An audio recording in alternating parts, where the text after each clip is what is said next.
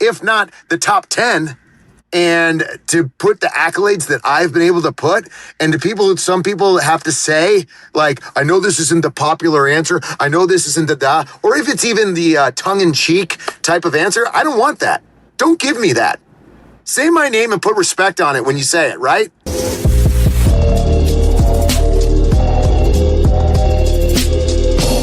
Ladies and gentlemen, welcome to Unlikely, and we have the very rare opportunity to follow up on arguably the best interview of the year that we had, because The Miz is still awesome. The Miz is back, and we got more WrestleMania to talk about. First and foremost, Mike, how are you, Miz?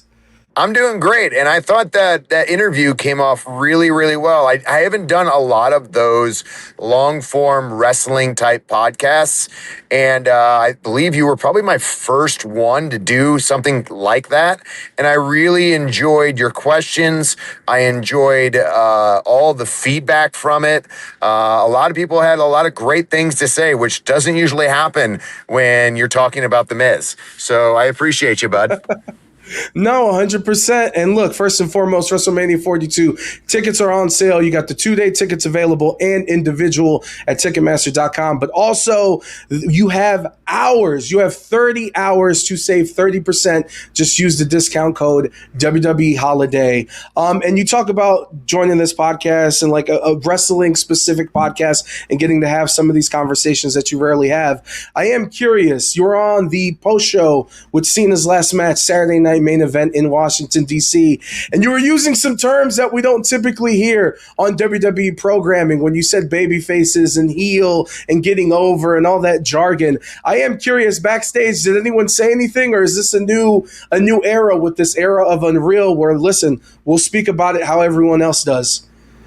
No, I you know, it's funny, like, you literally, that day was like a whirlwind, right? I mean, it's Cena's last match. You know, you don't get too many shows quite like that. I mean, you never do, right? We've never had this, first time ever, to see the way he went out, and then the reaction to the crowd and what people were talking about. I kind of was just speaking from the heart. I even said it, like, I was like on there. I was like, yo, I'm not coming as The Miz. I'm coming as Mike.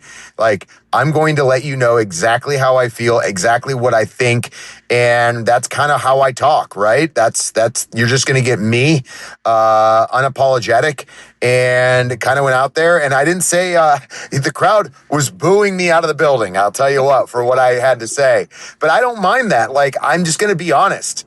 I thought it was the right move. I liked the whole. I love the whole fact that a lot of NXT people looked really good in that show, and I thought there was a lot of eyeballs on that show for those NXT up and coming talents to really showcase exactly who they are, exactly what they can do. The Oba did a great job. Soul was incredible. That match with Bayley, I watched that and I was like, my gosh, they are moving. Didn't like the fact that Joe Henry interrupted me. Never liked that. And then that match with Gunther, man, it was everything you wanted it to be. It was like the perfect last match for John Cena, the perfect foil for his babyface. And man, to see him, some people say he was smiling. I don't know. It looked kind of like a grimace to me. And then him to finally give up to a person like Gunther, and then to watch Gunther come out on Monday. Like, that's what I wanted to see. That's the number one thing I wanted to see. How was the reaction, the reception to Gunther going to be? And it's exactly what you wanted it to be. And the fact that him laughing, by the way, him laughing the whole time, cutting a nice short promo, and then walking out and then doing the "you can't see me" to AJ. Oh my God, I was dying. Listen, that man's set for life. And speaking of being in the ring with Gunther, I want to get to that in a second, but I do want to stay on Saturday night because the unexpected surprise of that night was you popping up, interrupting Stephanie McMahon. First and foremost, when did the idea come to, hey, I'm going to wear the gear from our main event WrestleMania match and bring it back? So I just moved, right? I moved from, I had a rental place here because we were renovating our new house in Vegas. And so when we were moving into our new house, I started putting stuff in storage, and lo and behold, what did I find? My old WrestleMania 27 gear. I was like, oh, wow, that's nice. And then when I found out I was going to be a part of the Saturday night's main event, I was like, I'm going to wear that. I think that'll be a nice touch. It'll be a nice, like, kind of wrap up of the whole thing. Because I talk about it nonstop. And I sometimes get annoyed at how many times I reference, I beat John Cena in the main event of WrestleMania, you know? So I was like, you know what? Let's do something special. Let's do something fun. And for those that know and get it, will appreciate it. And those that don't know, it doesn't matter. So, you know, I thought it was a good touch. Especially with the jacket too. It was, not a curiosity. How many of these gears do you have yourself that you've kept over time? All of them. I have everything. Really? Yeah, I have everything. Everything. I literally just found it all and was putting it in storage. I'm kind of documenting it now, kind of putting it all through. Like I have a Miz versus Cena kind of bin, if you will, that has the WrestleMania gear. It has the gear I won the tag team titles with him with. It has my first match ever with him where I went up against him at the Bash. I have that gear. I have the fedora, that I wore out. Like I have all that stuff. And then I have all the gear that I had that used to be shorts, fedoras, and I had gloves and all that ridiculous stuff. I have that in a bin. I have all my first ever trunks. You know what I don't have that I was a little upset about that I remember they asked for it back was Calgary Kid. I don't have that mask or the gear. And I was like, darn, I wonder what happened to that. I've never seen it again. That's the interesting part. I figured the WWE would ask for the gear. And honestly, I never thought of it hey, this is important to me. This is my main event. I want to keep this. Yeah, but we need it for the Hall of Fame or whatever WWE world. Whenever you know who really wants it? You know who really wants it? Tops. Tops wants all that stuff. Fanatics. Yes. They want all that stuff. Tops is always we want to put it in the card. We want to put it in your card. And I'm like, look, I get that that's a cool thing for the fans, but this is kind of a cool thing for me. And sometimes I do give them stuff. I'll give them some special stuff. I gave them a headband from my second WWE championship that goes with that gear. So I gave them that headband that they're going to cut up and put into a card. So I think that's pretty special. So I'll give them some special stuff, but there's also special stuff that I'd like to keep and other stuff that I'm just whatever. I have it. I have stuff, but I'm not a person that puts it all over the place, right? I'm not Matt Cardona over here. Yo, before we move on, I do want to wrap this up with the Cena, with some of the Cena questions I have. Obviously, we talked right before Crown Jewel when he took on AJ Styles. During that match, Cena paid homage to you with the scroll crushing finale. Your reaction to seeing that? I kind of knew it was going to happen sooner or later. He was paying homage to all the people that he has kind of wrestled and had feuds with and had rivalries with. So I kind of knew it was going to happen. I didn't know when it was going to happen. With the AJ Styles stuff, I was kind of crushed because it was a Twitter thing. It was oh, wait, so the audience can have a say in who they want? Yeah. And they got that and they didn't ask for me. So it kind of was huh. So, okay, audience, okay, WWE Universe, you could have had it, but you didn't ask for it. And I was I get it. I see how it is. That was one of those type of things. But it was kind of cool to see him do that. I kind of paid an homage to him in my match with Javon Evans, doing the 5-knuckle shuffle into going for an AA. It was a beautiful thing. And I want to move on to the guy that defeated and closed out Cena's career, Gunther. We talked a little bit about him earlier. But you being in the ring with him, probably some underrated matches that you had with him, too. I was there at Survivor Series in Chicago when you took him on for the IC title. Can you put into words just the physicality that's involved in a match going up against him? You got... a lot of people don't understand. So you can watch and be a fan. And I understand that. And I love the fact that you can watch and be a fan and really look at it and have, critiques. And you have things that you're well, why didn't he do this? Why didn't he do this? Nobody really understands what we do in the ring and how good you have to be, how many different things are going on in a mind. And Gunther has it. like has it in I've been in rings with so many people. You look at Gunther, and this is the perfect person to go up against John Cena and defeat John Cena because he can withstand the pressure of being a world champion. He can withstand, putting together top-notch matches, 5-star matches. And guess what? Every good guy wants to work a guy like that because he has such immense heat and such great ability. He hits hard. He's the type of person that can make every bad guy turn into a good guy. Hence me. When I fought him, it was bad guy versus bad guy. And guess what? He turned me into the good guy, which doesn't happen very often. It takes a very special talent to do that.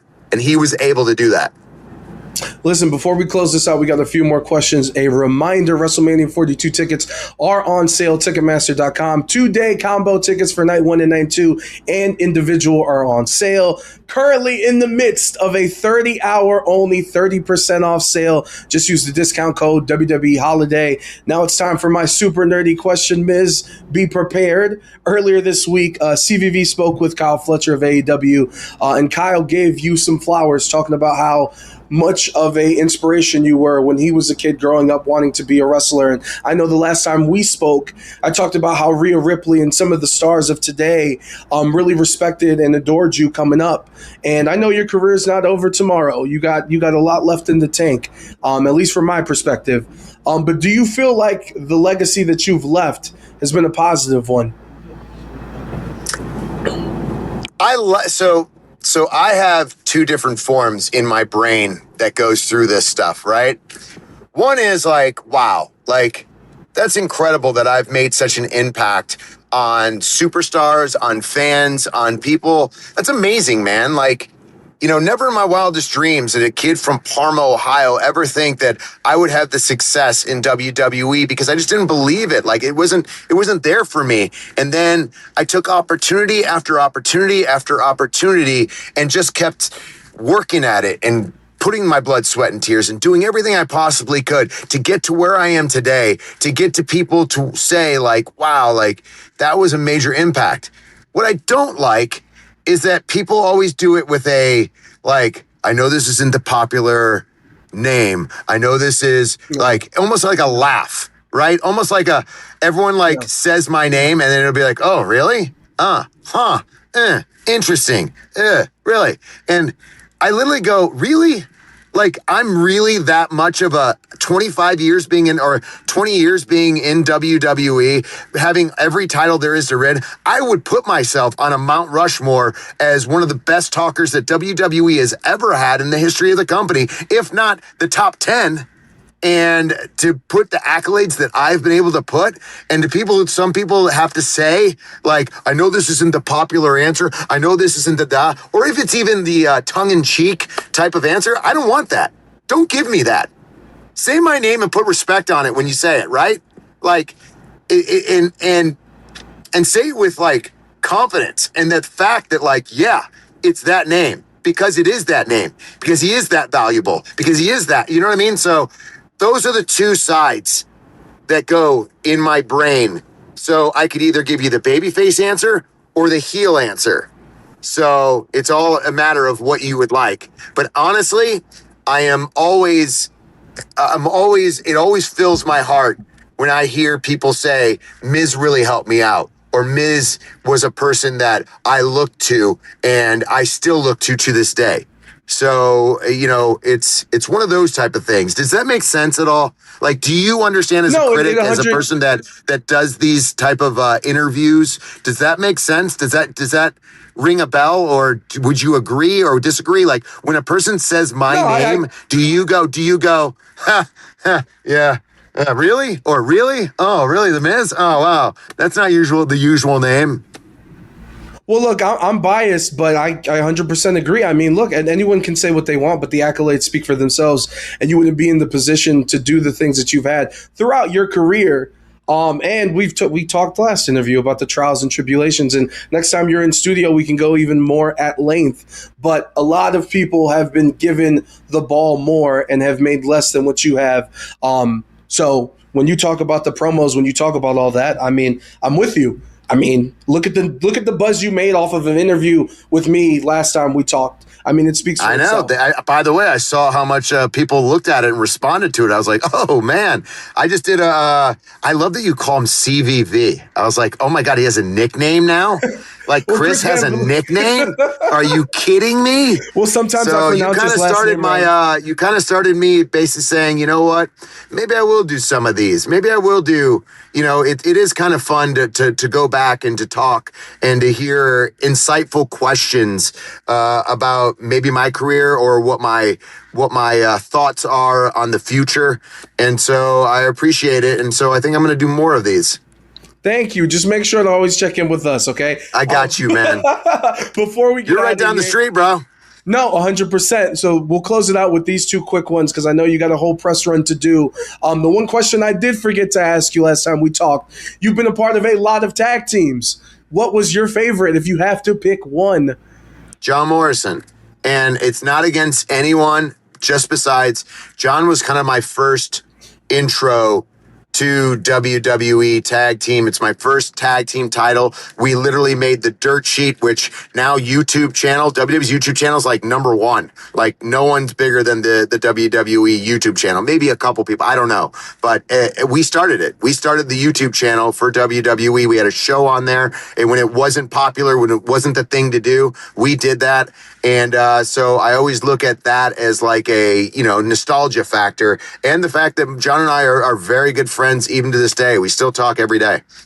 Which, by the way, you talk about YouTube being the reality star.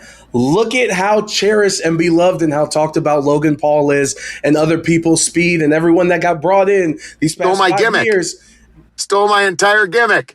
Yeah, it's like I'm an outsider. I'm like, outsider? I was an outsider before being an outsider was cool.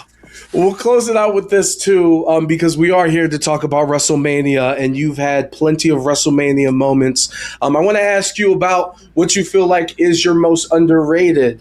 I will throw in a suggestion before you can answer, because I'm greedy. The triple threat with Seth Rollins and Finn Balor in New Orleans. We're on the same page. Like, literally, that's the most underrated, in my opinion. I'll also put in John Cena and Nikki Bella versus The Miz and Maurice. As another one. That one, nobody wanted. People were like, John Cena and The Miz in a mixed tag match? Like, at WrestleMania? What? Are you kidding me? Ugh. And then by the time we did it, it was like the talk of the entire show at WrestleMania. And then afterwards, it had the biggest buzz out of anything. So that was one of those things. Like, I always like being the underdog. Like, and by the way, I always am. And you don't realize it. But I always feel like I'm the underdog. And when I'm the underdog and I have a chip on my shoulder, nothing stops me. That's a Cleveland thing, baby. Miz, it is. As always, thank you for the time. We'll see you soon enough, brother. You're the man, dude. Appreciate you.